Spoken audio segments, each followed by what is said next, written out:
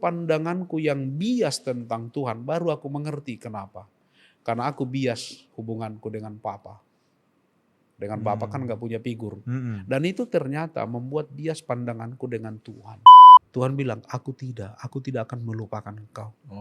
Karena aku telah melukiskan engkau di telapak tangan. Can you imagine Tuhan lukiskan aku di telapak tangannya. Bahkan kalau seorang ibu pun lupakan anaknya, Tuhan gak lupakan saya. Aku perdalamkan, kenapa dilukis di sini? Karena telapak tanganlah yang paling sering berhadapan dengan mata. Makanya dikatakan Yesus, tembok-tembokmu ada di ruang mataku. Tuhan bukan tulis namaku, Ger, lukis lo, Ger. Lukis aku, bukan wajahku juga. Lukis diriku di telapak tangannya Tuhan, supaya aku menetap di dalam pandangannya terus.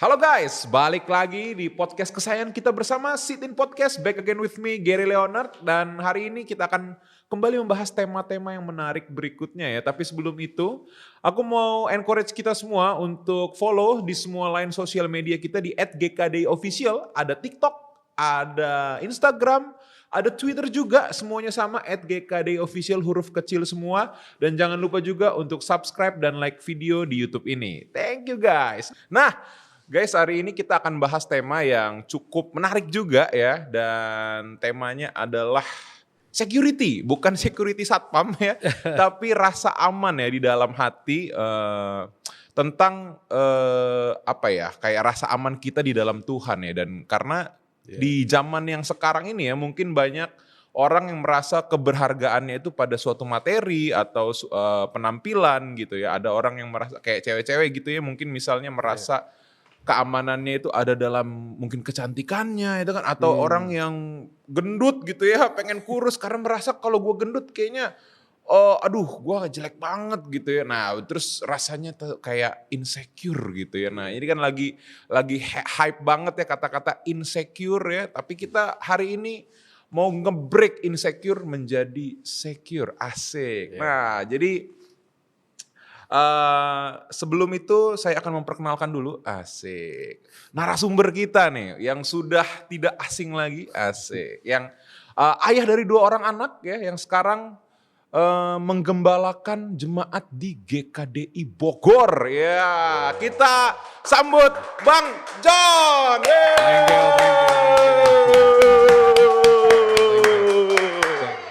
Thank you. Apa kabar Bang Jor? Bang Jor, Bang Jor mah pembimbing saya.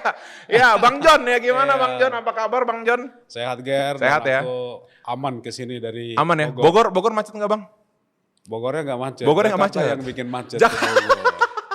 Jakarta yang bawa kemacetan ke Bogor. Oh, Jakarta itu kebetulan hari ini pas kita rekaman ini lagi weekend guys. Jadi betul. Weekend itu Bogor pasti macet sama plat B ya Bang ya. Betul banget. Luar biasa. Tapi gitu ya. Ke Jakartanya nggak macet ya Bang? Ke Jakarta tadi cuman 36 menit lah. 36 menit Bang? 36 menit. Oh, kok lamaan saya dari Bekasi ya Bang? Tadi saya 45 lancar banget, menit lancar Bang. banget. Ya? Yeah. Oh naik tol ya soalnya. Ya mungkin karena doanya Gary kali aku coba sampai sini. Amin. Ya oke. Jadi Bang John ini aduh keren banget ya. Jadi sekarang udah sibuk apa nih Bang? Sekarang Bang, sibukannya Bang? Ya sebagai pelayan full time, sebagai pelayan full melayani, melayani sebagai suami juga full. Sebagai suami ya, dari sebagai seorang bapak, istri ya Bang ya? Melayani anak-anak juga full juga, pokoknya full lah. Full ya, luar biasa. Jadi Bang John anak berapa? Bener 2 ya tadi ya? Confirm ya? 2 ya? 2. Cowok semua, cewek? Cowok Semua ya, dua-duanya. Kita pertahankan mamanya tetap paling cantik di rumah. Ya. Iya. Ya, jadi udah nggak niat nambah lagi nih Bang ya anaknya Bang ya? Nggak pakai niat lagi lah. Jadi 2 anak cukup ya Bang? 2 anak cukup. Keluarga berencana? Kita pendukung itu. Luar biasa. Ya kita tepuk tangan dulu buat Bang John. Ya tapi ya yang aku dengar ya Bang ya. Bang John ini kan deket banget nih dengan anak-anak ya. Dan ya hubungannya oke lah dengan anak-anak ya boleh dibilang ya. Jadi kayak father figure yang baik lah. Rumor-rumornya nih Bang ya. Yang dikonfirm juga ya Bang ya? Confirm gak Bang kira-kira Bang? Iya, dekat banget. Dekat banget ya hubungannya dengan anak ya. Dekat banget. Kalau enggak nanti kamu tanya Kia Deo lah. Kalau aku sih ngerasa deket banget. Oh, ngerasanya deket ya? Banget. Jadi jangan sampai beda keyakinan ya Bang. Abang yakin deket, ya mereka gak yakin. Betul. Itu kan versi papa bukan versi kami gitu kan. Jangan sampai, ya betul. Versi bapak merasa dekat dengan anak ya. Tapi tadi aku waktu kesini kan aku drop mereka dulu.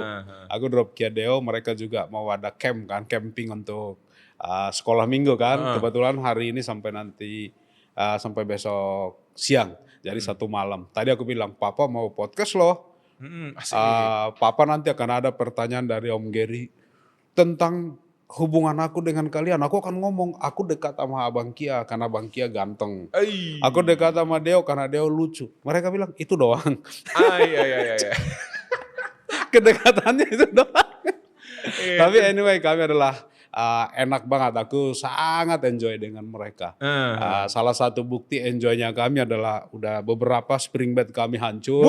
Dari mereka kecil, kita lompat, kita bikin kapal, bikin apa itu dari kecil kita punya itu. Oh iya, seru banget ya Bang. Suka itu. Seru banget nih hubungannya dengan anak-anak cowok ini ya Bang ya. Betul. Kita bergulat, kita apa ya, mamanya lah yang stres lihat kita. Cowok 3. Jadi anaknya 3 ya Bang? Anaknya 3. Iya. Itulah konsekuensi dia paling cantik di rumah. Iya, benar. Jadi ibunya berasa punya anak 3 ya, luar biasa. Nah ini Bang John. Bang John kan deket banget dengan anak. Iya kan? Nah, apakah Bang John kayak mendapatkan itu juga waktu Bang John kecil gitu? Apakah Bang John juga deket dengan orang tua gitu sebenarnya? Justru sebaliknya sebenarnya. Malah nggak deket. Aku sama papa itu nggak punya emotional bonding. Bahkan sulit untuk aku ceritakan event satu hal yang memorable time aku sama dia. Itu hampir nggak ada. Aku nggak punya waktu di mana aku sama papa bisa bermain, bisa jalan. Papa itu justru dari kecil nggak ada buat kita. Dia ada, tapi bukan ada buat aku gitu loh. Itu nggak pernah aku rasakan. Cuman eksis doang, tapi mungkin dia papaku. Gitu. Dia papaku, ada di situ gitu loh. Justru nggak ada aku hubungan dengan papa sebenarnya. Oh oke. Iya. Berarti boleh cerita dikit deh Bang. Mungkin kan berarti ini sebenarnya ya, kan Bang John sekarang dengan anak-anak ini sedekat itu gitu ya. Iya. Nah berarti dalam masa lalunya Bang John ada momen di mana ya tidak menikmati masa kecil dengan ayah berarti. Betul. Itu gimana karena kecil ya, kerinduan kita kan bisa jalan sama papa, bisa satu figur pelindung lah yang kita hormati, yang kita respect dan kita merasa secure dengan beliau gitu kan. Tapi ya aku dalam hidupku, aku anak pertama, papa mama itu menikah di usia 20 tahun sama 21 tahun. Ini untuk di masa itu apalagi kita orang di background kami orang Batak ya itu jarang ada yang menikah sedini itulah ya. Tapi waktu aku dari kecil nggak pernah aku lihat contoh papa gendong aku main bola sama aku. Saya nggak punya itu. Dan papa itu bahkan dari kecil udah banyak meninggalkan kami ketika aku umur 5 tahun aja ya. Adekku yang kedua 3 tahun baru mama lagi hamil besar. Papa ada melakukan satu hal yang perselingkuhan semacam itulah dan itu membuat dia nggak pernah ada buat kami. Dia bisa pergi, pulang, kadang ada, kadang enggak. Dan mama juga sama papa hubungannya pun nggak cukup baik ya. Biasa papa itu pun bisa kasar ke mama. Mama juga menjadi seorang yang dipenuhi oleh rasa sakit kali ya. Jadi mama itu nggak pernah senyum, nggak pernah tertawa, juga nggak ada ekspresi gitu ya? Nggak ada ekspresi. Mama itu bahkan aku nggak pernah lihat dia tertawa lah, nggak punya juga. Jadi dia membesarkan kami pun dengan rasa sakit juga kali ya. Oh karena pengalaman diselingkuhin itu? Iya pengalaman itu. Dan itu kan di kampung kan hal itu bukan sesuatu yang di masa itu ya, bukan sesuatu yang bisa diterima, bukan sesuatu yang banyak lakukan. Mungkin hanya papaku kalau di kampung lah, itu. Misalnya. Dan kita kampung kecil yang semua yang terjadi pun jadi bisik-bisik cerita. Apa yang terjadi semua cerita dan itu satu hal yang membuat orang juga lihat kami kan diejek. Iya. Aku banyak diejek dengan itu, dengan apa yang papa lakukan. Oh berarti Papanya udah ini terbuli sejak dini berarti? terbuli sejak dini, tapi aku nggak bisa berontak, nggak bisa melawan bully itu karena itu fakta. Karena fakta, betul. Itu fakta kan. Iya. Jadi itu yang hilang dalam hidupnya kita. Mm-mm. Jadi akhirnya mama pun membesarkan kami hanya sebagai tanggung jawab ya ibu. Oh, Rasa sakitnya mama lebih ini lagi banyak ditimpahkan ke saya. Karena cilakanya juga saya dari 3 anaknya, saya paling mirip sama papa lagi. Oh. Perawakannya ya. Secara penampakannya aku sama papa itu mirip banget. Jadi kadang-kadang kok tiba-tiba mama marah sama aku ya. Kayak, tapi akhirnya kan aku ketakutan terbesarku adalah jangan sampai mama meninggalkan kami. Oh, okay. Jadi itu adalah satu ketakutan bagi aku, pasti kacau kan kalau mama siapa lagi gitu kan. Iya, kan bapak udah meninggalkan kita. Bapak ya nggak peduli papa masa itu ya udah. Jadi aku pernah bilang ke mama bahkan waktu aku kecil. Jangan pernah tinggalkan kita. Aku akan melakukan apapun. Gitu. Apapun, aku akan obey, aku akan tunduk apapun perintah mama. Tapi jangan tinggalkan kami. Karena kadang-kadang bisa datang tetangga ke rumah mungkin karena sayang sama mama peduli ya. Tapi omongan mereka nggak sensitif. Dibilang kau kan masih muda tinggalin aja anaknya gitu loh. Biasalah ibu-ibu yang kadang-kadang mungkin niatnya baik. Tapi itu kan sampai ke telinga kami. Dan itu membuat aku pun sampai hari ini mama udah nggak ada. Tidak pernah satu kali pun aku lawan perintahnya. Walaupun kadang-kadang itu nggak terima di aku. Tapi mama ini menjadi seseorang juga yang membesarkan saya seperti ekspektasi. Salah satu ekspektasi mama adalah, papamu udah nggak ada ya? Padahal kan papa ada, muncul ada gitu kan. Papa udah nggak ada, mulai hari ini kau jadi bapak. Bayangin aku SD dibilang kau jadi bapak hari ini. Harus menggantikan figur bapak ya? Iya, dan aku ditaruh tanggung jawab, ekspektasi. Tetapi juga nggak pernah ada apresiasi, ada reward. Sampai hari ini pun dia nggak pernah puji aku satu kali pun. Aku tahu dia sayang sama aku. Tapi itu bagi aku tumbuh dengan ekspektasi, tanggung jawab, ekspektasi. Jadi ketika aku salah, aku dapat punishment dari mama. Tapi ketika aku juga mencapai sesuatu, aku juga tidak pernah dapat rewardnya juga. Jadi itu hal bukan yang reward and punishment ya, punishment and punishment aja. Punishment aja, reward nggak ada. Gitu. Berarti jadi apa ya? Pengalaman masa kecil ini membentuk Bang John itu jadi pribadi yang seperti apa sih? Waktu kecil kan punishment mulu nih, keras dididik orang tua gitu. Dampaknya terhadap psikologi Bang John dan mungkin akhirnya gimana ya? Bang John ini menghadapi kehidupan lah zaman dulu waktu masih kecil. Gitu. Iya, bagi aku hidup jadinya adalah komitmen dan tanggung jawab. Itu aku lakukan. Tetapi sebenarnya di satu sisi ada kan ya biasa lagi anak kecil ya. Aku juga pengen juga dong. Ada orang, ada mama di sana, aku kehilangan masa bermain. Itu jadi aku ekspektasi. Salah satu lah kayak mama itu kalau aku pulang sekolah, sengaja nggak ada makanan di rumah. Waduh. Jadi aku pulang ke rumah hanya ganti baju, langsung ke ladang karena makanan hanya dari ladang. Dan aku makan di ladang, habis makan aku bantu mama. Dan itulah dari SD aku lakukan itu. Di ladang itu ngambil singkong gitu Bang? Pokoknya apa yang mama kerjakan, kalau dia lagi nyangkul, ya aku ikut nyangkul. Kalau mama dia minta aku gembalakan kerbau, aku gembalakan kerbau. Kalau dia minta aku panen hasilnya, aku panen itu. Jadi pekerjaanku waktu SD ya sama dengan mama apa yang dia kerjakan. Dan aku ada di sana. Oke, jadi habis pulang sekolah bantu mama di ladang gitu ya? Bantu dia sampai sore. Pulang ke rumah nanti beresin di rumah. Aku bahkan SD itu belajar setelah jam 8 ke atas, sudah mama udah tidur udah semua. Di kampung akulah mulai di situ aku belajar. Baru mulai belajar. Baru aku belajar. Jadi di sekolah gimana Bang John? Kalau di sekolah kayak tadi aku merasa diriku itu kurang gitu loh, nggak pernah diakui. Jadi aku itu seperti mengejar pengakuan, penghargaan, reward tadi kan. Reward, karena rewardnya nggak dapat di rumah. Nggak dapat di rumah, di masyarakat dibully gitu kan.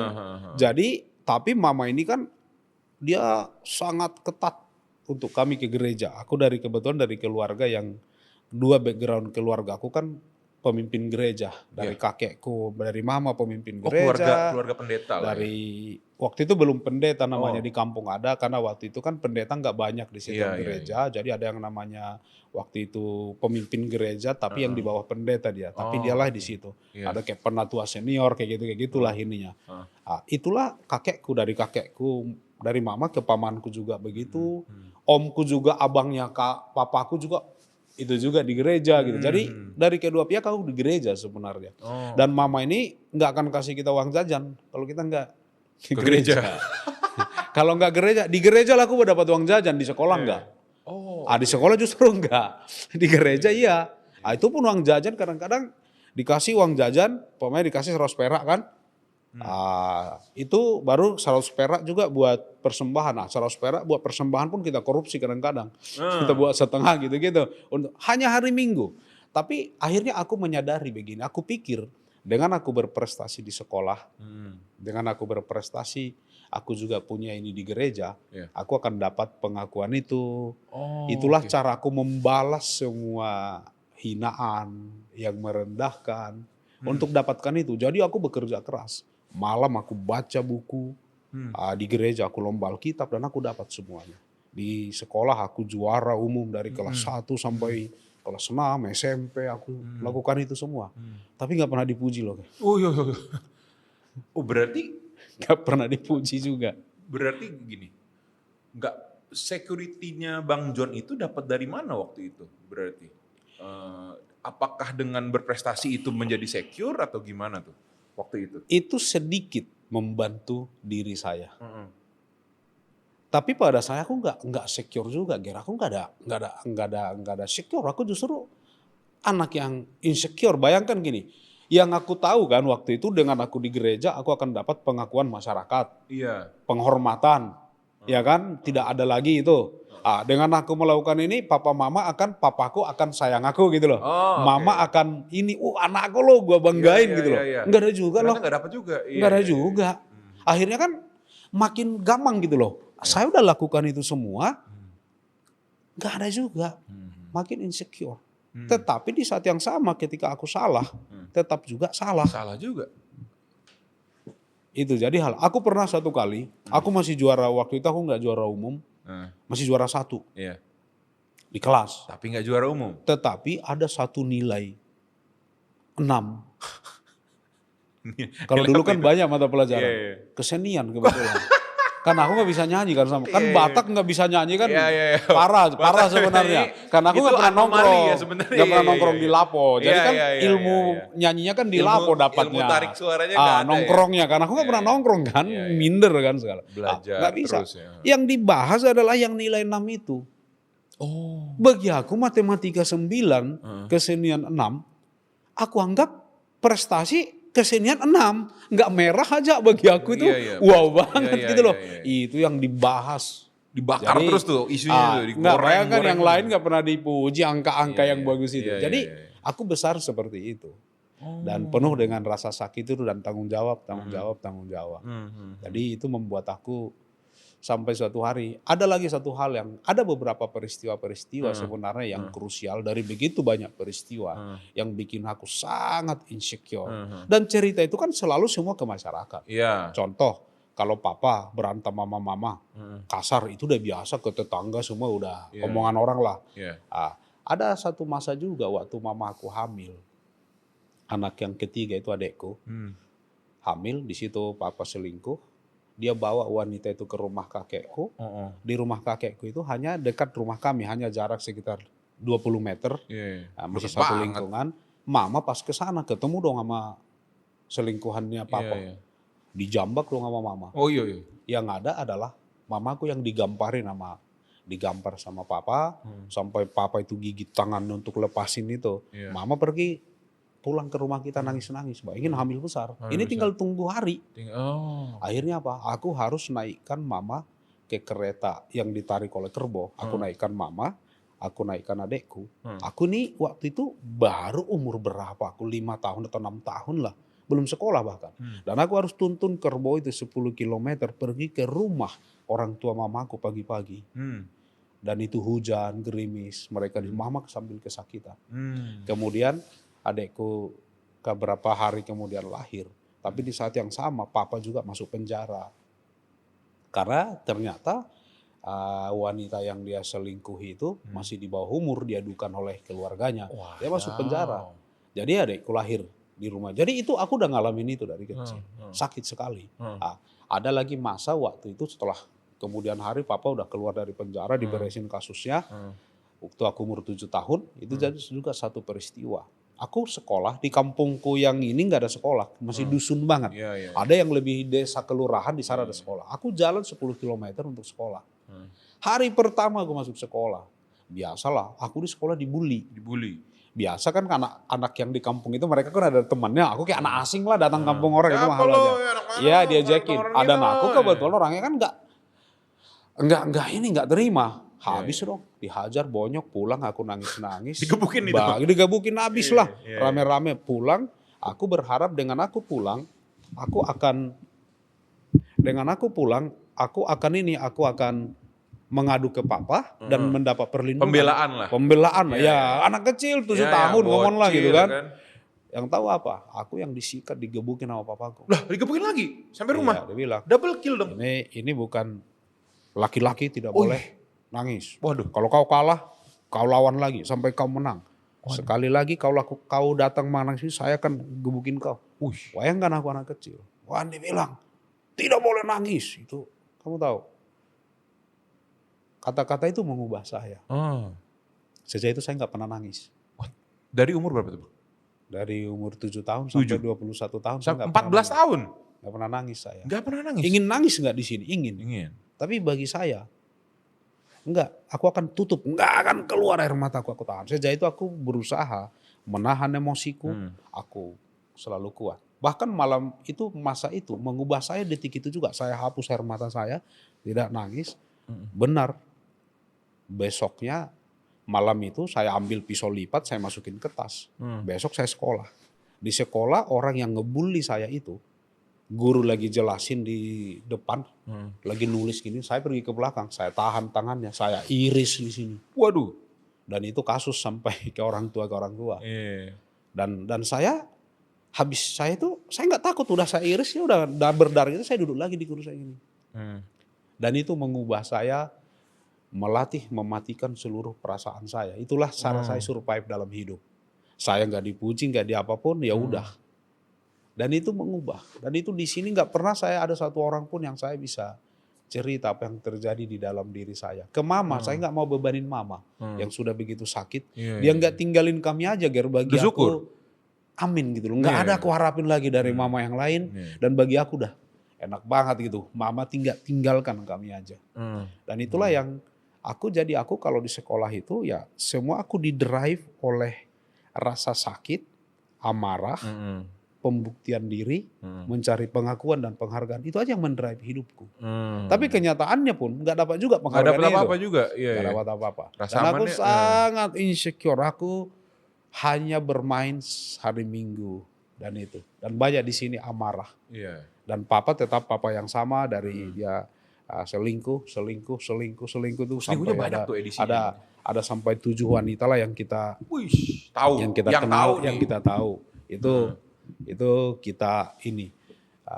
Tapi peristiwa terakhir adalah kegagalan saya kuliah. Bayangkan aku juara dan ingin suatu hari UMPTN apa. Yang terakhir juga sama perselingkuhannya papa. Dia selingkuh yang terakhir itu sama istri orang, kasus hukum. Dan papa jual. Ada kerbau yang saya pelihara dikasih kakek dari kecil. Dijual semua itu karena tadi itu uang kuliah saya. Tapi daripada dia masuk penjara lagi dijual itu. Dan aku gak punya uang kuliah. Dan itulah yang bikin aku selesai SMA aku gak kuliah juga. Jadi itu membuat saya insecure sekali. Gak tahu kemana arahnya. Dan gak ada orang pun yang bisa bantu yang memberikan saya arahan kemana. Jadi kepahitan demi kepahitan. Dan saya selalu pahit ke papa itu kalau bisa dibilang ya dari 7 ke 21 itulah kepahitanku ke beliau. 7 ke 14 tahun itu? Iya, mama selalu bilang dia papamu ya, tapi ya aku tahu dia papaku. Dan aku, itu yang membuat hidupku itu pun gak ada arah gitu loh. Gak ada arah. Jadi lost lah aku di dalam Setelah nggak kuliah, nggak tahu kemana. Itulah yang terakhir, aku pun akhirnya berantem sama papa besar sampai aku pun Udah gede nih udah bisa pukul berantem nih ya. SMA kan, Iya, iya. sampai aku pukul, sampai kami berdua berantem, mama sampai pingsan. Gebuk-gebukan itu. Itulah aku ke Jakarta, lari dari itu, dan waktu ke Jakarta pun aku lari dengan mama begitu. Tapi aku berharap mungkin di Jakarta aku akan dapat kehidupan. Sebenarnya lebih kepada pelarian daripada situasi ini. Iya. Tapi mungkin kan ada tanggung jawab, aku dari kecil kan disuruh mama bertanggung jawab. Jadi aku di Jakarta pun gak ada teman, gak ada ini. Jadi itu sebenarnya hidupku, gak dapat rasa aman, gak pernah ada rasa aman. Gak ada aku merasa orang tua kayak belain aku. Aku gak ada sosok bapak yang protek gitu loh. Gak ada tempat buat bersandar lah Iya, istilahnya. tidak ada lah yang seseorang gini. Contoh kecil gini. Tidak pernah sekali bilang, udah papa coba kalau papaku ngomong gini, udah kau sekolah aja, papa akan kerja keras untuk support kau. Aku dapat kata itu aja, dan aku gak pernah dapat itu. Dari secara verbal pun gak pernah dapat. Gak ada. Kata-kata gak ada, perlakuan apalagi. Betul, supportnya pun gak ada. Itu yang jadi terjadi. Bang John ini pretty much survive-nya itu gara-gara ya itu amarah tadi ya. Survive karena ya mengosongkan ekspresi tadi itu ya. Dan aku berubah lagi sejak SMA itu gak bisa kuliah, aku ke Jakarta. Itu lebih gawat. Aku ya ke jalanan lah. Ya. Hidup di jalanan gak ada. Teman-temanku semua kuliah dulu, gila temanku SMA aku semua favorit dulu. Mereka ada yang ke perguruan tinggi negeri semua, mereka pergi. Aku lari di jalanan. Aku di jalanan di Jakarta, teman-temanku kuliah gitu kan. Dan aku ya, bagi aku hidup itu, aku berantem aja tujuanku ya biar mungkin kematian lebih bagus lah gitu loh. Oh oke. Jadi begitu, biar mati karena aja udah kayak gitu aja, karena gak tahu arah kemana gitu loh. Ya, jadi itu yang terjadi dalam kehidupan saya. Sampai ada satu peristiwa sebenarnya yang mengubah saya.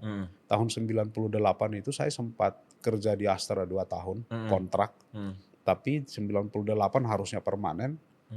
Tiba-tiba kan karena chaos situasi politik ekonomi saya juga jadinya gak diperpanjang kontrak. Tadi aku pikir kalau udah aku permanen aku akan kuliah.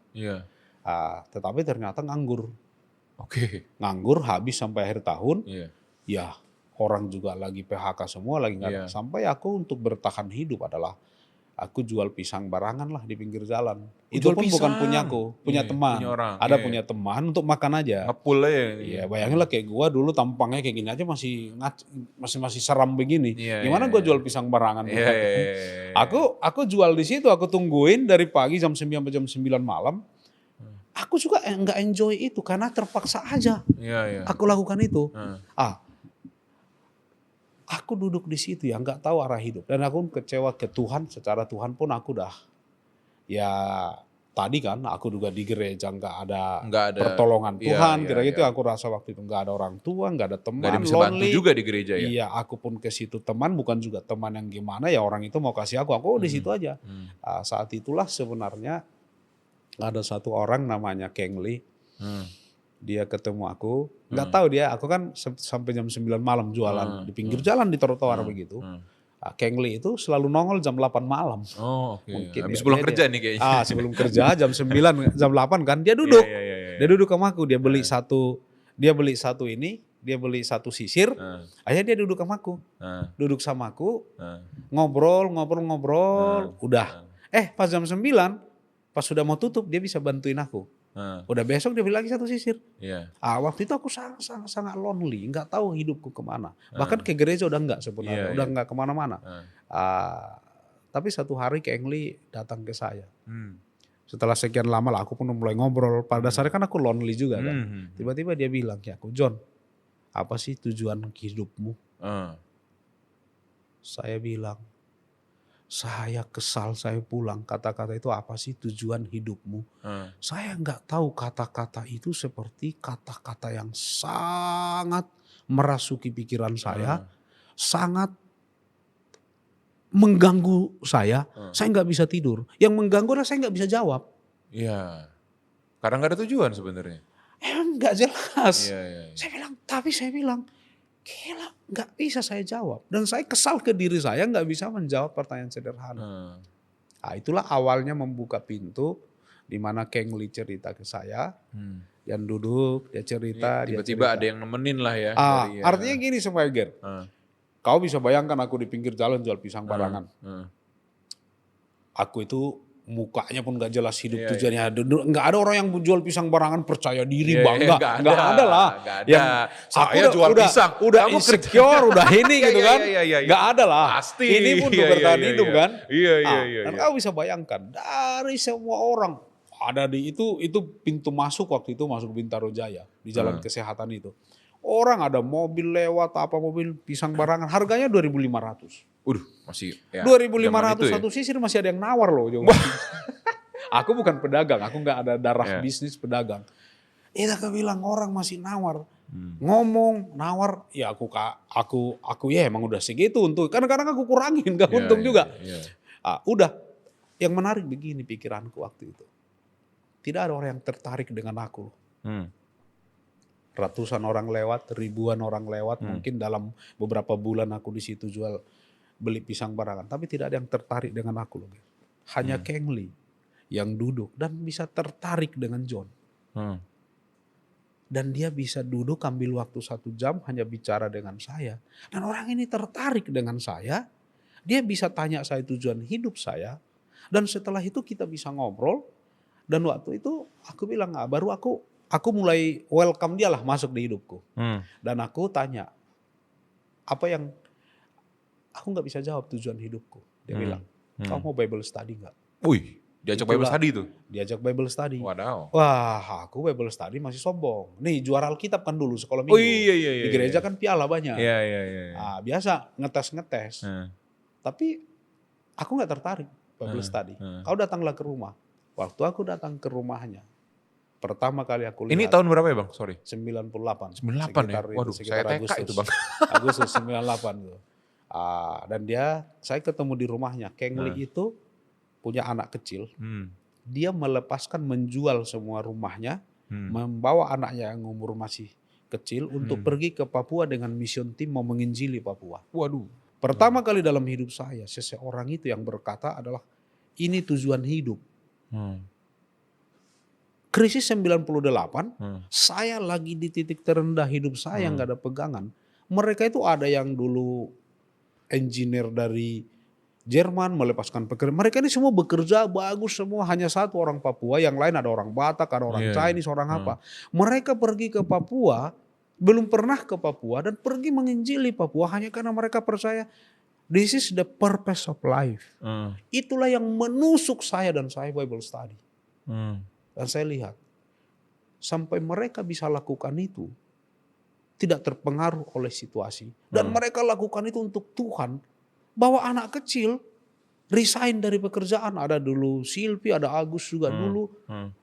Ada Edison, Rina yang melepaskan kerjaan yang bagus-bagus itu ya. Melepaskan saat aku sendiri, jualan pisang. Jualan pisang. Ini kan. Mereka justru lepas pekerjaan itu. Itu kan makin membingungkan aku. Dan itu aku iya. mengerti purpose of life. Dan itulah aku pertama mengerti, aku Bible study. Dan seluruh pandanganku yang bias tentang Tuhan baru aku mengerti kenapa.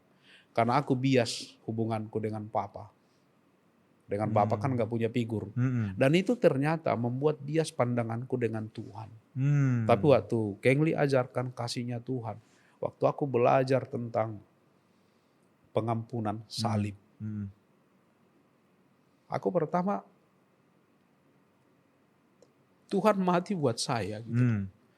Itu dulu knowledge waktu aku di sekolah minggu. Itu knowledge aja ya. Tapi itu gak pernah personal yang sungguh-sungguh menyentuh saya. Tapi sebenarnya kenapa itu begitu menyentuh saya? Karena sebelum aku belajar salib, semua brother sister yang di mission team yang lagi di training di Bintaro sebelum ke Papua ini menyayangi John gitu loh. Accept John seperti Tuhan accept saya gitu loh. Mereka pertama kali aku dapat pujian dari mereka. Apa itu Bang pujiannya Bang? Dia bilang, simple kok mereka bilang, John, kau itu pintar sekali. Kau bisa bayangin aku study Bible 21 tahun. Kata itu gak pernah aku dapat sepanjang hidup. Hanya bilang kau pintar sekali. Dan kau tahu aku gak nyaman dipuji. Aku bilang oh enggak lah gitu kan. Tapi jauh di hatiku. Pertama kali dalam hidup saya. Melihat saya itu berharga gitu. Dan saya belajar salib. Wah, Tuhan itu Tuhan loh. Tuhan mau mati buat aku. Itu bagi aku dosaku semuanya. Dia bereskan semuanya. Itu mengubah perspektif saya yang bias tentang Tuhan. Pertama itu menghancurkan seluruh diri saya. Walaupun saya dibesarkan di lingkungan gereja. Tapi saya sebenarnya gak pernah secure, nggak tahu bukan secure, mengenal Tuhan itu secara personal. Karena hubunganku ke mama pun nggak punya itu, hubungan ke papa nggak punya itu, apalagi sekitar saya gitu loh. Itu yang mengubahkan saya, Ger. Itu titik balik dalam kehidupan saya. Dan waktu itu nangis nggak? Bisa nangis lagi itu gimana Bang John? Kan dari umur 7 sampai 21 itulah ya? Pertama aku nangis ketika studi salib. Oh, ketika studi salib itu ya? Studi salib. Yang buat aku nangis begini. Aku kan pahit ke papaku. Aku selalu merasa papa itu jahat. Aku lebih baik. Yeah. Tapi ternyata waktu aku belajar salib Kristus, aku juga tidak ada bedanya dengan papa. Ya. Aku juga pendosa. Pendosa sama. Ada satu orang, satu sosok yang saya sakiti sepanjang hidup saya, itu Yesus. Dia mati buat saya. Saya bilang, gila. Dia ampuni semua dosa saya. Dia berikan semua buat saya. Itu yang mengubah saya. Dan pertama kali Tuhan yang begitu hebat mati buat saya. Itu sangat membantu. Itu pertama, itu membantu saya, membawa saya kepada pengampunan. Karena waktu itu kan saya harus lahir baru, salah satu saya bereskan semua dosa saya. Tapi hal terakhirlah kepahitan. Saya sampai bilang, saya masih ingat itu saya disuruh menuliskan kepahitan ke papa. Itu 2 lembar kertas folio bolak-balik. Saya bisa tulis semua kertas folio zaman dulu yang gede itu ya Bang? Iya, dari kecil ini pahit. Tapi waktu saya bawa itu kepada Kristus, aku juga nggak ada dosa besar, nggak ada dosa kecil ya. Aku juga menyakiti Kristus, menyakiti Tuhan kok selama ini. Dan aku lihat sama berdosanya aku dengan papa. Dan itu mulai membuka pandangan saya juga.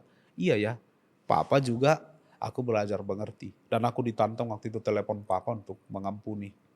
Karena aku pergi ke Jakarta kan karena berantem sama papa, belum berdamai nih ceritanya. Aku telepon, papa masih, ya papa juga bilang, ngapain, apa tujuanmu telepon? Ya buruan ngomong. Wah itu kan bisa masih lagi marah lagi kan. Tapi aku lihat Kengli ada di belakang saya, dia pegang saya. Dulu zamannya wartel dulu telepon kita. Dia telepon aku. Mahal tuh Bang, interlokal berarti. Hari Minggu kita sengaja, tapi tetaplah mahal lah. Jadi waktu itu aku telepon, aku bilang, Pak, saya minta maaf.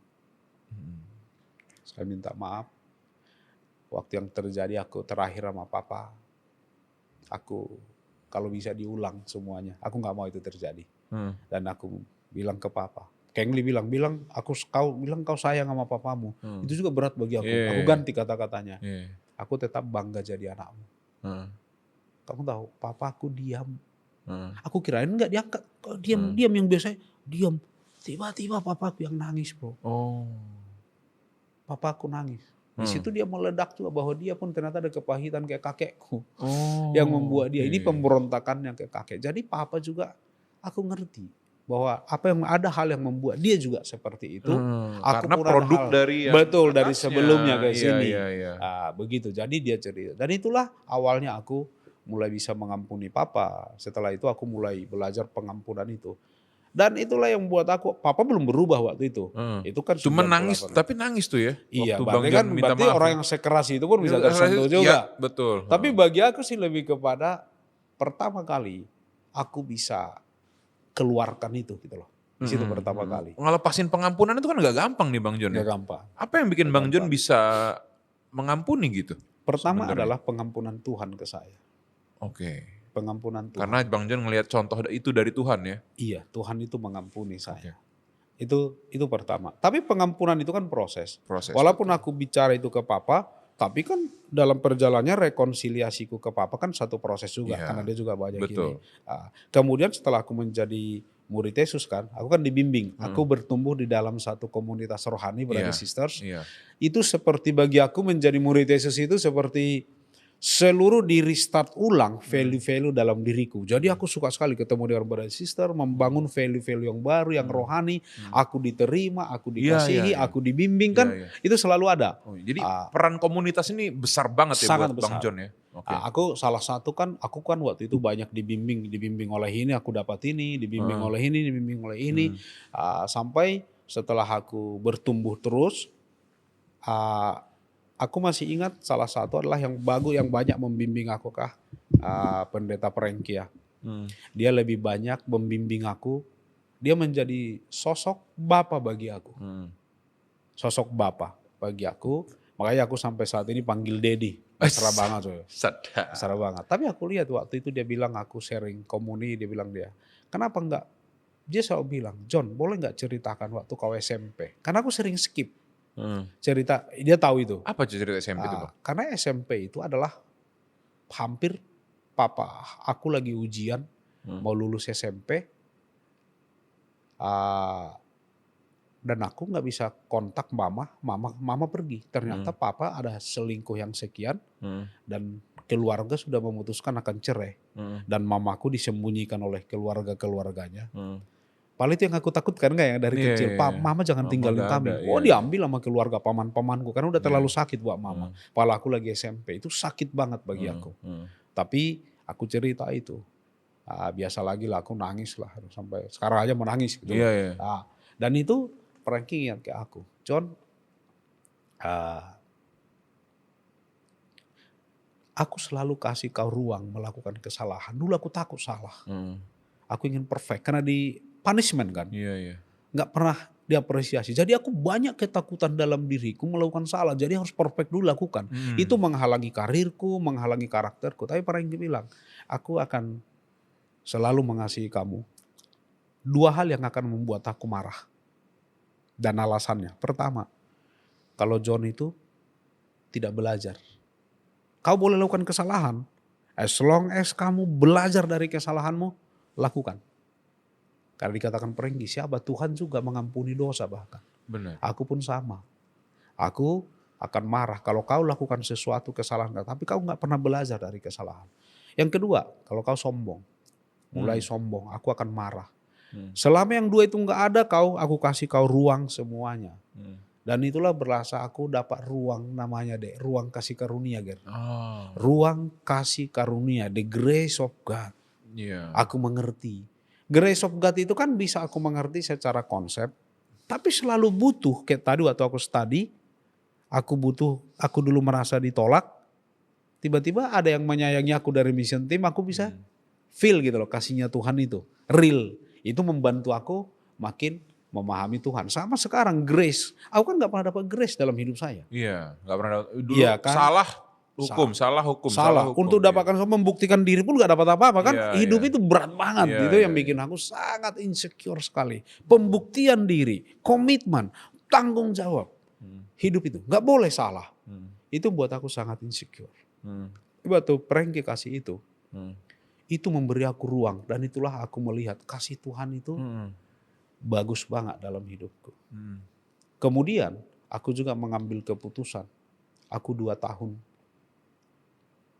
mempelajari Alkitab hanya khusus grace of God. Bukan ada di Alkitab kan ada komitmen juga. Tapi komitmen aku no problem, tanggung jawab aku no problem.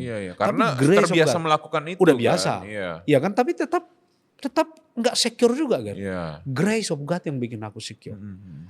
Tahu kata-kata itu aku pelajari semua. Kan aku ini kan dari dulu kan yang membuat aku kesini nggak secure kan tekanan dari publik, dari masyarakat. Dibully, dihina, whatever kan, termasuk dari orang tua pun itu kan banyak masuk ke pikiranku.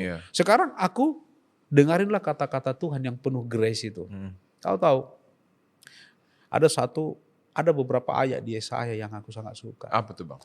Yesaya, dia dikatakan di Yesaya 43 ayat 4 ya. Karena engkau berharga di mataku, Iya. dan mulia. Itu kata-kata Tuhan sendiri loh. Iya.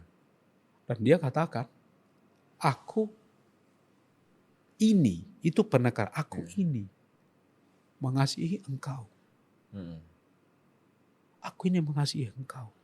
Aku akan memberikan manusia sebagai gantimu dan bangsa-bangsa sebagai ganti nyawamu.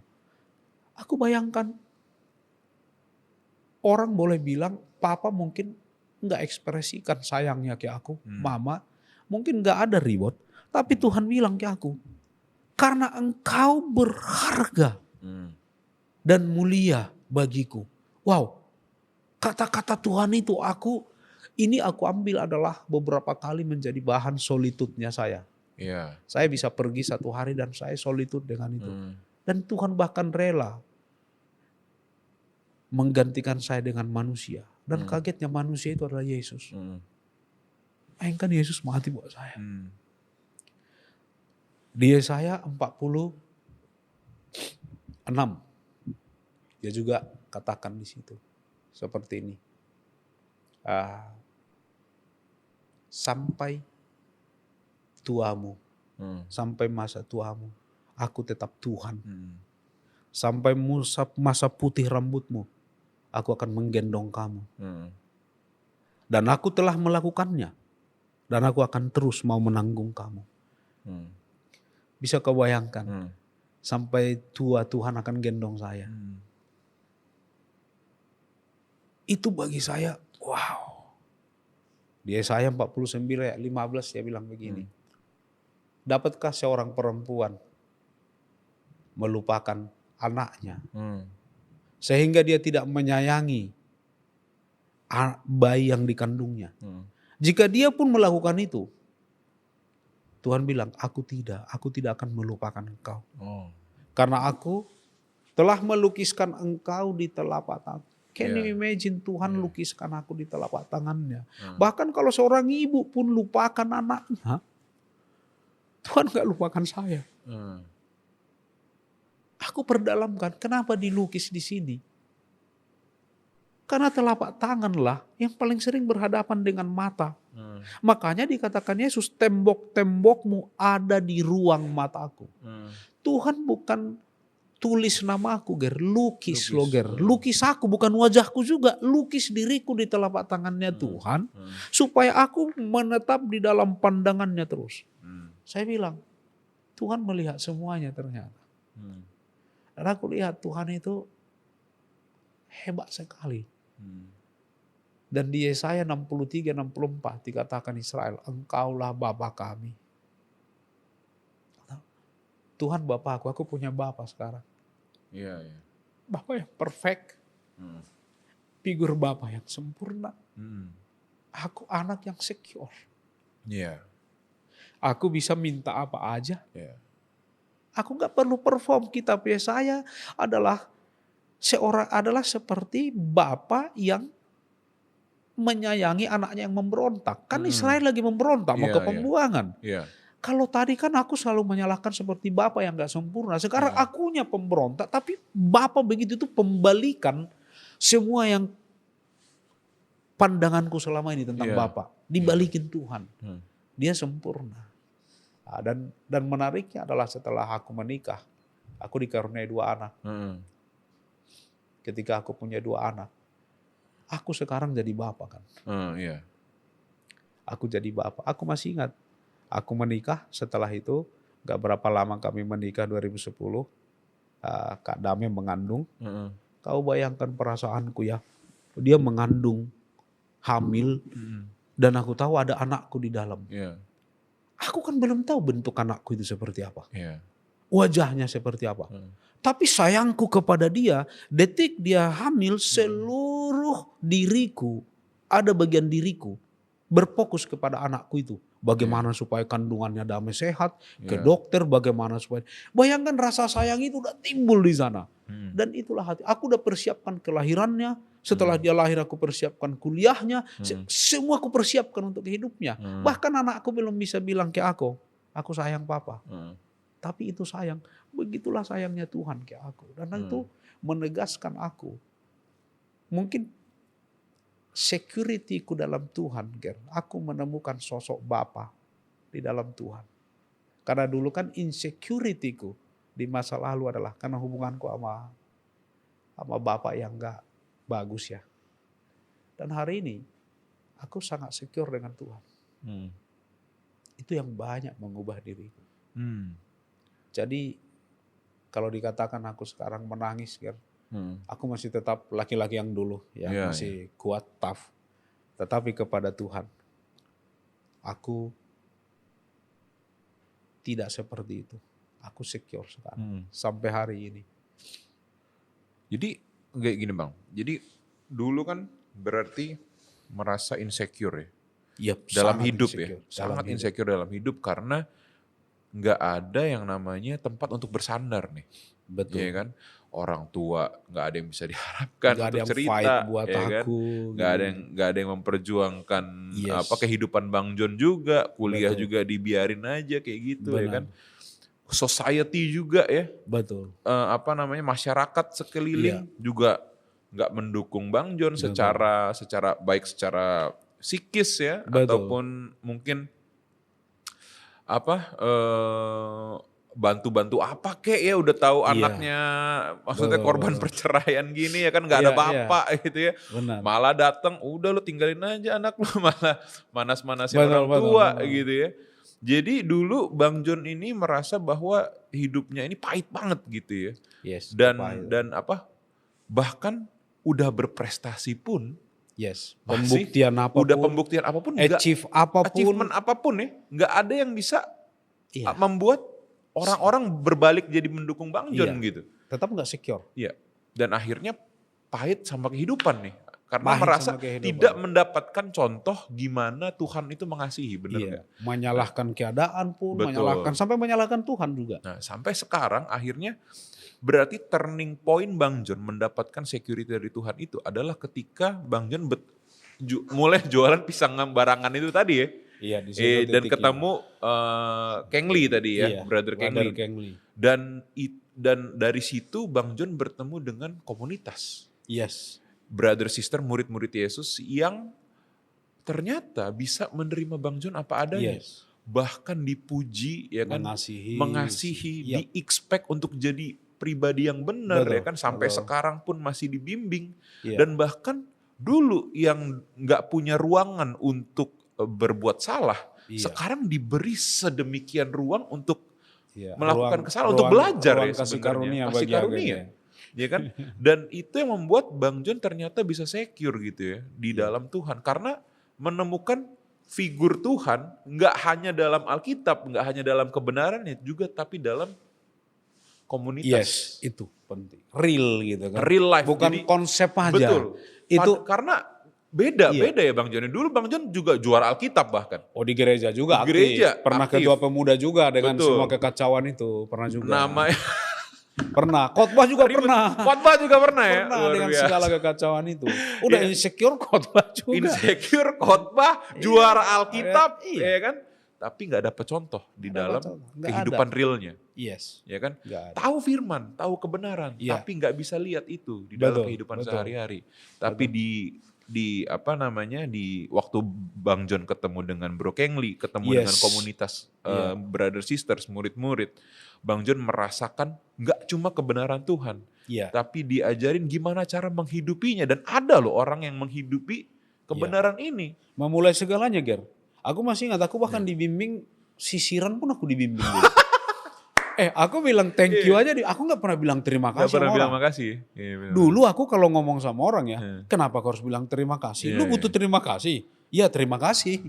Itu ada hal-hal yang seperti semua dibentuk ulang kembali di dalam, aku selalu bilang inilah keluarga rohani saya ya.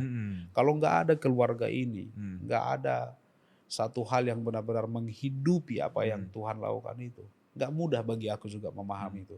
Jadi aku bersyukur, aku bertumbuh ulang. Seperti aku anak kecil secara rohani, dibangun ulang. Dibangun ulang, karena dulu gambar dirinya mungkin udah rusak ya sebenarnya. Betul. Dan ini ya rekonstruksi lah. Rekonstruksi lah, iya betul banget.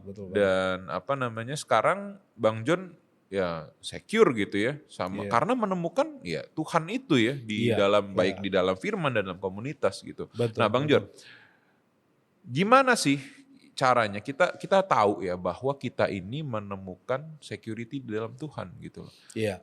Tahapan-tahapan apa sih yang Bang John akhirnya kan nggak gampang ya. Kita tuh nggak yang tiba-tiba bisa langsung secure gitu. Oh, gua kenal Tuhan, gua kenal komunitas, gua langsung secure gitu. Nah, apa yang Bang John lewatin ya? Proses-proses apa dan apa sih yang menandakan bahwa Bang John ini bisa bilang bahwa ya gue udah secure gitu. Tahapan-tahapan apa aja tuh Bang John yang dulu dilewatin gitu? Kita kan nggak bisa kontrol di sekitar kita, Ger. Betul. Contoh, aku masih orang Batak, Ger. Orang Batak itu kan ngukur sukses itu dari kekayaan, keturunan, kedudukan. Sukses nih. Status sosial itu kan tetap di sekitar kita. Orang akan mengukur aku, orang akan ukurkan itu juga ke aku. Betul ya? Apalagi di dunia ini kita result. Even sekarang aku udah di pelayanan. Itu kan tetap ada, wah gagal nih melayani kan tetap ada banyak insecurity. Apakah itu juga apakah aku udah jadi murid Yesus, pelayan atau apa. Tetapi waktu Gary bilang gimana menemukan itu kembali. Yang aku adalah titik aku insecure adalah titik di mana aku tidak bisa lihat Tuhan clear. Aku tidak punya perspektif Tuhan. Baliklah kepada perspektifku yang dulu. Contoh kayak tadi. Jadi aku harus tahu gitu loh kebutuhanku, Ger. Kebutuhan securityku di dalam Tuhan adalah contoh begini. Kalau aku baca Alkitab 2 ayat belum cukup membantu diriku, cukup membuat aku humble umpamanya, cukup membuat aku masih belum tenang dengan Tuhan. Itu biasanya pertama aku akan ambil waktu khusus, aku baca firman, aku duduk, aku hanya untuk membaca firman.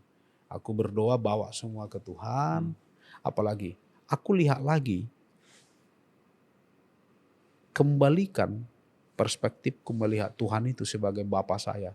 Jadi saya punya banyak bahan-bahan saya di mana saya mengambil waktu bersama Tuhan untuk saya kembali itu. Saya pernah juga membaca kitab itu tentang janji Tuhan. Jadi aku ambil waktu merenungkan janji Tuhan buat saya dalam hidup saya. Jadi itulah yang membuat aku. Karena orang tanya aku gini, Ger, kenapa sih Bang John mau jadi pelayan? Kalau dulu kan aku bilang gini, aku jadi pelayan itu panggilan Tuhan, which is gak salah. Aku mau memberikan yang terbaik buat Tuhan, which is juga gak salah. Tapi hari ini kalau aku ditanya, kenapa aku menjadi pelayan? Gitu? Karena aku ini paling jahat. Kalau aku gak melayani Tuhan, aku bikin kekacauan di luar sana. Iya benar. Aku bikin kacau di luar sana. Aku akan menjadi suami yang mungkin juga gak bisa menghargai istri. Aku mungkin gak punya waktu dengan anak segala. Tadi sekarang ketika aku ditanya hari ini, Ger, apa yang membuat saya tetap secure dengan Tuhan, mengembalikan. Saya melihat hidup saya adalah this is my journey with God. Ini perjalanan bersama dengan Tuhan. Aku selalu lihat, iya ya aku berjalan dengan Tuhan. Aku berjalan dengan Bapakku. Aku gak perlu sempurna. Jadi rasa amanku gini, Gen. Aku selalu bilang ke Tuhan, Tuhan kau boleh bawa saya kemanapun.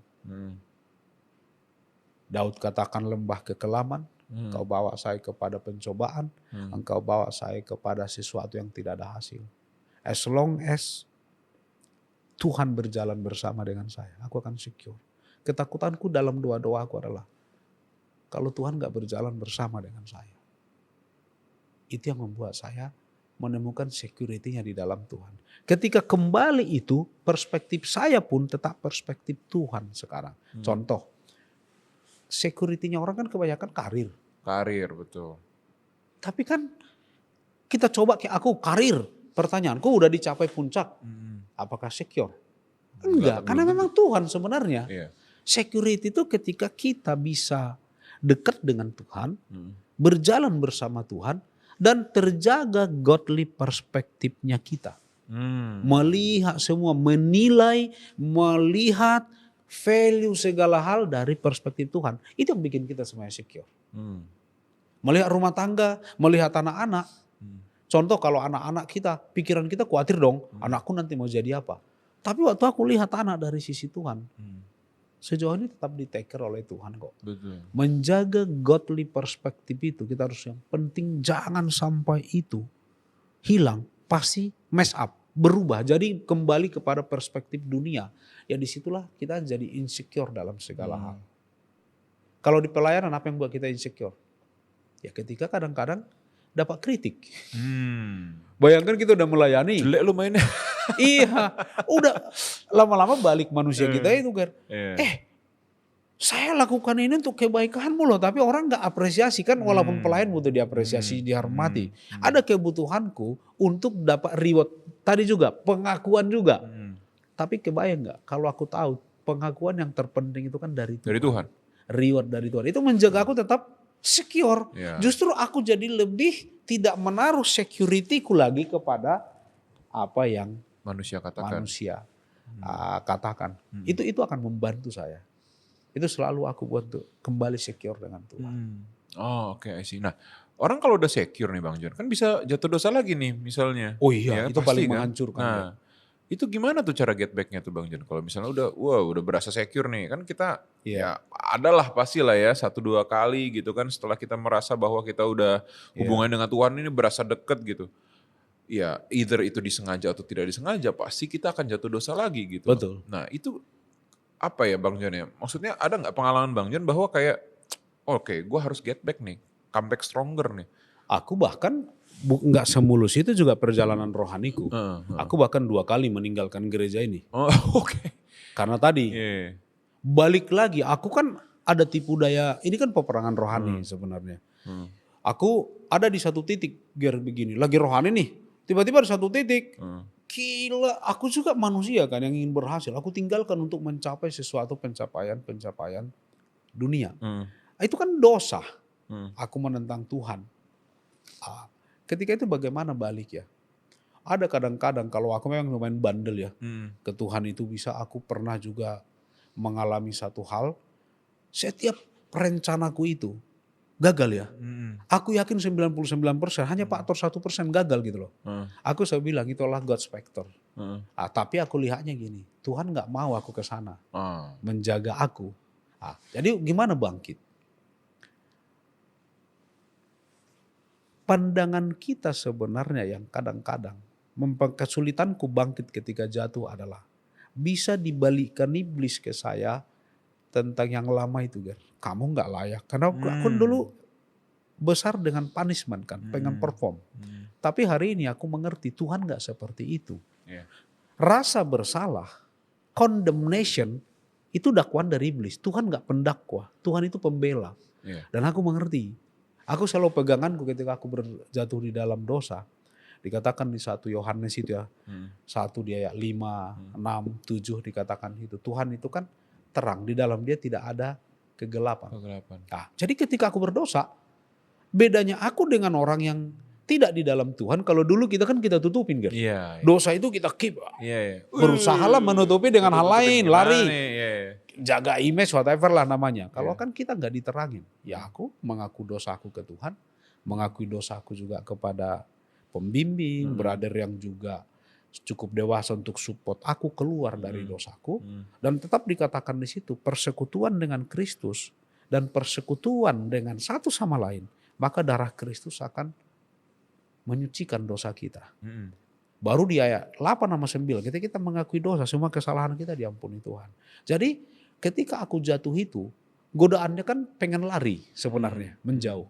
Justru disitulah kalau aku bisa lihat kembali bahwa Tuhanku itu adalah Tuhan yang bisa mengampuni dosa. Itu aku dapat juga di Yesaya 1 yang dikatakan Tuhan, sekalipun dosamu merah. Ya ketika aku datang ke Tuhan dalam keberdosaan saya, Tuhan adalah Tuhan yang secure. Contoh gini kan, let's say Kia Deo lakukan sesuatu kesalahan yang fatal. Kia jatuh ke dosa, apalah narkoba.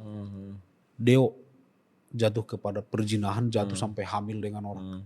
Itu kan sesuatu yang ekstrim. Sebagai bapak, kasihku tidak berubah kok ke dia. Tetap sayang lah sama anaknya. Kalau tidak aku lagi yang belain anakku, semua orang menyalahkan masyarakat untuk judge mereka. Bahkan dirinya pun mungkin udah judge dia, aku gak layak. Tapi kan kalau aku bilang, aku akan datang ke anakku. Bang Kia, Papa sayang sama kamu. Tidak berubah sayangnya Papa. Papa tidak ukur sayangnya ke kamu ketika kamu hanya perform. Itu Bapak. Papa tidak ukur sayangnya Papa ke Deo. Aku bilang, ayo mari kita ketemu dengan itu calonmu dan kita akan bereskan sama-sama. Itu kira-kira hal-hal yang begitu kalau aku lihat dari aku sebagai Bapak juga. Dan Tuhan itu seperti itu gitu loh. Itu pendekatannya Tuhan kepada kita. Makanya aku selalu secure di dalam Tuhan itu. Aku tahu hatinya Tuhan itu, Ger. Kita kadang-kadang kan berkutat di kesalahannya, tapi kita nggak mau dalami hati Tuhan. Waktu kita mengerti hati Tuhan itu, secure banget gitu loh. Kadang-kadang kita butuh bantuan juga dari brother sister mengingatkan aku. Kalau Perengki peringatan Perengki selalu bilang begini ke aku. Kalau mau tahu hatinya John, ajak dia doa. Kalau doanya masih dari hatinya, berarti itu lagi dekat sama Tuhan. Kalau doanya udah doa logik aja, kalau Dami istriku selalu bilang, jaga aku, dibilang, aku akan secure dengan John. Kalau hatinya mengatasi kepalanya. Tapi kalau udah kepalanya mengontrol hatinya, aku udah gak secure. Itu ungkapan-ungkapan lah hati Tuhan. Aku memahami hati Tuhan. Dan hatiku itu klop gitu loh. Itu sih caranya selalu aku kembali aku balik kepada hati Tuhan. Dan itu mengubah saya, perspektif Tuhan melihat segala hal. Perspektif Tuhan tentang saya, penerimaan Tuhan tentang saya, itu membuat aku secure. Kalau aku hilang itu, aku pun orang yang akan balik lagi sama rentannya insecure lagi balik. Insecure lagi ya? Iya, jadi gak ada istilah udah sekian tahun ya bang kebal, imun. Udah imun terhadap insecurity. Gak ada, itu gak ada, tetap kok. Menarik karena kan kehidupan kita dalam kebenaran itu perlu diperjuangkan juga ya bang ya. Betul, kalau misalnya kita nggak memperjuangkan kehidupan yang benar itu, ya lama-lama juga kita pasti akan balik-balik lagi ya kan ke kehidupan kita yang lama gitu dan itu. Betul banget. Nah itu layak diperjuangkan dan tapi pun kalau kita jatuh ya beda. Karena kita sekarang bisa confess, kita bisa terbuka terang-terangan ya kan dan secure bahkan kita kepada hubungan-hubungan sesama brother sister. Kan enggak hanya secure sama Tuhan, ini pun secure kayak aku ngomong ke Gary. Gary pun yang akan di sana ya jadi as my brother gitu loh. Bukan orang yang akan judging ke saya gitu loh. Itu memang penting banget. Benar. Nah, dan itu yang pastinya mempengaruhi kesecurean kita ya. Karena orang-orang pun yang kenal Tuhan bisa menerima kita apa adanya kok.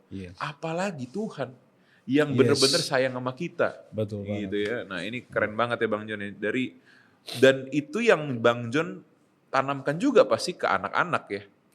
Nah jadi berarti hari ini Bang John mungkin ya kan dari papanya Bang John mungkin belajar mungkin dari atasnya lagi. Lihat contoh ya example dari kakeknya Bang John ya berarti kan. Nah sekarang berarti Bang John saat mendidik anak berarti memutus itu semua bukan lagi sebagai orang yang melihat gue cara gue besarin anak harus kayak bapak gue enggak, tapi berarti ini ngelihat caranya Tuhan, hatinya Tuhan yang berarti Bang Jun ya untuk ya raising anak-anak yang sekarang gitu. Benar. Nah ini yang dan security dalam Tuhan ini ternyata seberpengaruh itu ya Bang John ya. Betul.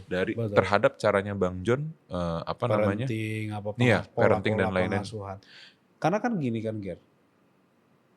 Kita tidak bisa juga aku selalu menyalahkan orang tua. Tapi tidak bisa juga, mereka juga kan gak dapat itu.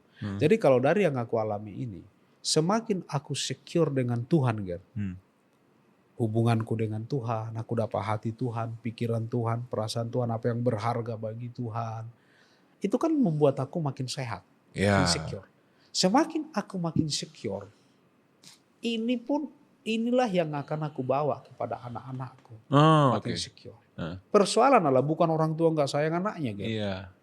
Tapi dia sendiri belum secure dengan Tuhan, gimana aku mengajarkan supaya dia secure di dalam Tuhan itu kepada anakku. Itu yang pertama. Kedua, anakku kan lihat aku secure nggak dengan Tuhan juga. Benar. Karena ini balik contoh ya. Iya kan? Kan dulu kita juga nggak kekurangan konsep tentang pengajaran tentang Tuhan. Kau juga di gereja semua. Tapi itu, aku pernah satu hal kejadian gini Ger. Ini kejadian anakku, kami waktu itu masih memimpin Bogor dan Depok, jadi bolak-balik Depok. Waktu pulang aku dari Bogor kan, sama anakku di jalan tol Jagorawi, itu hujan gede, petir, jarak pandang gak ada, udah wipernya mobilku itu udah yang paling kencang. Kan.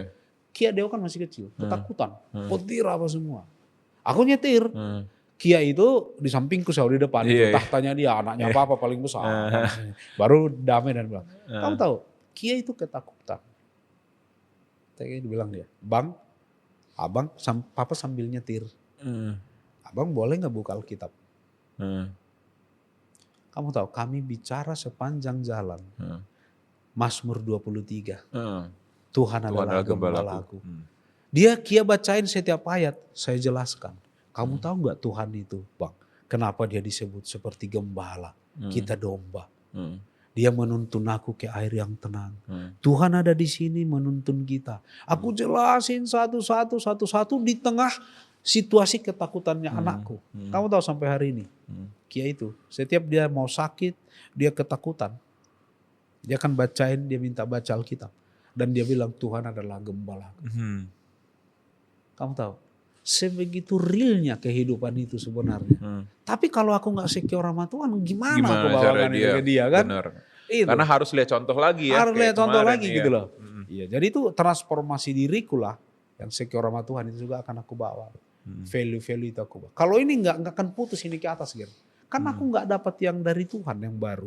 Akhirnya aku akan ikuti pola yang lama. Kayak papa aku ikut pola kakekku. Aku beruntung gak ikut pola papaku. Iya kan. Benar. Beruntungnya lagi Ger, menariknya bukan hanya ke bawah Ger, ini kan kayak anak. Kau tahu ketika aku berubah, papaku juga sekarang murid Yesus, sudah brother kita juga. Brother kita juga. Papa transform juga. Mama juga jadi yang sama. Bahkan ibu tiriku pun ada yang dia papa dulu keenam di sana ada adik-adikku. Itu pun bisa juga kami berubah. Jadi dekat semua sekarang. Wah. Berarti papa sekarang udah kenal Tuhan ya? Iya, kita ngobrol enak banget. Sekir udah, mesti bro gitu bro. Obrolin lagi nih berarti nih, nanti nih di the next podcast nih Bang. Gimana jadi papa yang mungkin tadinya kita gak lihat sama sekali sebagai contoh yang benar, bisa kenal Tuhan. Betul. Waduh, jadi karena pertobatan Bang John, mengimpact keluarga sebegitunya. Ketika aku mulai secure di dalam Tuhan itu kan kayak.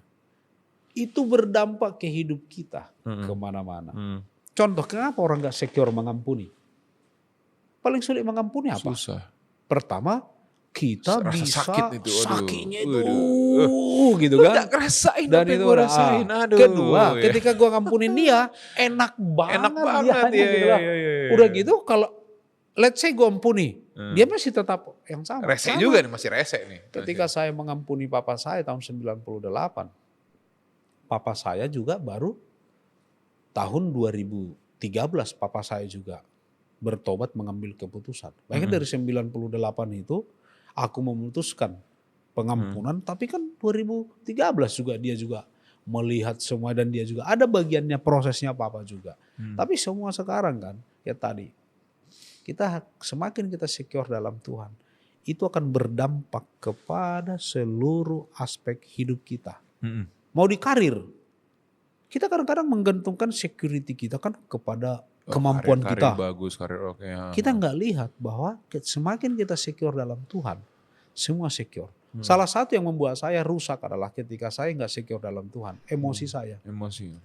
Saya berarti kalau selama ada di sini kemarahan, saya merespon segala hal dengan kemarahan. Itu kan kebawa juga kepada cara saya kepada anak saya. Itu jadi lama-lama anak saya pun nggak secure kan. Jadi itu memang yang pengaruh di dalam hidup kami dalam mendidik anak. Aku juga berproses Ger. Jangan orang bilang kan kayak aku langsung mengerti mendidik anak. Pasti. Enggak. Saya waktu Kia umur 4 tahun dia pernah datang ke mamanya kok Ger. Kayak Kak Dami dia bilang, Mama ganti papa aja. Karena aku kadang-kadang juga ada amarah-amarah yang di sini belum secure, aku timpakan ke anakku. Anakku jadi ketakutan. Anakku itu dia takut dengan ton suara, dia bisa sangat sensitif. Apa-apanya dulu begini dari lapangan, aku semangat aja kemana-mana. Kayak gitu loh. Benar. Jadi sangat pengaruh. Semakin kita secure dengan Tuhan, pernikahan kita juga kita makin secure dalam hubungan dengan pasangan, hubungan dengan anak, dan itu akan pengaruh banget. Iya. Oke, thank you banget Bang John ya buat insight-nya hari ini ya tentang kita secure dalam Tuhan ya. Ini penting banget secure dalam Tuhan ya, dan kita semua mesti belajar bahwa secure di dalam Tuhan itu penting banget ya guys ya. Jadi dari Bang John kita belajar ya, dulu dia nggak pernah secure sama hidupnya, bahkan ditolak oleh orang tuanya sendiri, oleh masyarakat. Tapi begitu dia secure dengan Tuhan, dia bisa mengampuni papanya yang dulu sangat menyakiti hatinya dia. Dan bahkan papanya sekarang bisa kenal Yesus gitu, bisa jadi murid Tuhan. Di mana ya Bang John ya? Di Siantar ya? Oh Siantar tuh. Jadi papanya Bang John udah bisa berubah karena Bang John berubah. Coba kita pikirkan kalau Bang John mungkin dulu gak pernah secure sama Tuhan, apakah papanya akan bertobat? Kecil kemungkinan gitu ya. Tapi karena Bang John secure dengan Tuhan, dia bisa bertobat papanya. Dan kita sebagai manusia ya mungkin banyak sekali menggantungkan security kita mungkin pada karir, pada materi ya, status sosial kita, mungkin dilihat orangnya gimana, tapi hal itu semuanya gak ada yang abadi. Pasti ada suatu ruang kosong di dalam hati kita bahwa ya kita memang mendapatkan apa yang dunia tawarkan sih, tapi ada satu hal yang kurang karena kita ini semuanya buatan Allah gitu ya. Kita dibuat dari tangan Tuhan, dan tadi Bang John bilang kita tuh ada di telapak tangannya Tuhan, dilukiskan. Amin. Berarti kalau kita nggak ngerjain kerjaannya Tuhan, kita nggak akan pernah secure gitu, dan kita tidak hidup sesuai standarnya Tuhan, kita nggak akan pernah secure sama hidup kita. Dan penting banget guys untuk kita semua, seat inner semua merasakan security di dalam Tuhan. Karena tidak ada nikmat yang lebih nikmat ya daripada kita semua secure di dalam Tuhan. Bang John udah ngerasain, kita semua udah ngerasain. Dan kalau kamu pengen secure di dalam Tuhan ya, pengen dapat komunitas yang bisa bikin kamu secure dalam Tuhan juga, silakan hubungin kita di bawah ini, bisa DM, bisa taruh nomor kontak kamu di semua line sosial media kita, di GKD @GKD official, di Instagram ada, TikTok ada, dan YouTube kita yang kamu tonton hari ini. Please like and subscribe video ini kalau memberkati kamu juga. Dan kalau ini kamu senang dan kamu sangat-sangat suka dengan video ini, boleh share juga ke teman-teman kamu. Dan episode hari ini kita sudahi sampai di sini ya. Semoga kita semua bisa secure dalam Tuhan, dan dan kamu semua bisa menghubungi GKD official di semua sosial media kita. Kita semua akan ada buat kamu juga. Oke. Akhir kata kita semua pamit. Bang John pamit, Gary Leonard pamit. We are signing out. Thank you guys. Bye.